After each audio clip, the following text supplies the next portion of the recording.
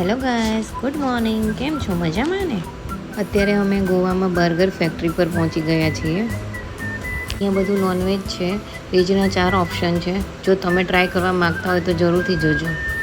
Burger ખાઈને હવે અમે સીધા પહોંચી ગયા છીએ બિગ ડેડી કસિનો ઉપર. તમને ખબર છે કસિનો જમીન પર કેમ નથી અને પાણીમાં જ કેમ છે? કારણ કે ત્યાંની સરકારે જમીન પર અલાઉડ ના કર્યું તો ત્યાંના લોકોએ પાણી પર બનાવી દીધું કસિનો. મારા 2 ધુરંધરોને લઈને પહોંચી ગઈ હતી બિગ ડેડી કસિનો ઉપર.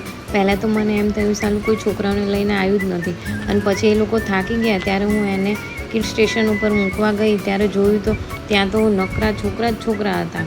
કિડ્સ માટે પ્લે એરિયા પણ હતો અને સૂવા માટેની ફેસિલિટી પણ હતી. મારા બેટા હોશિયાર તો બહુ, કારણ કે એને ખબર છે છોકરા લઈને આવશે ને, જો છોકરાઓની ફેસિલિટી નહીં આપીએ ને તો પાછા જતા રહેશે. સવાર સુધી કોઈ રોકાશે નહીં.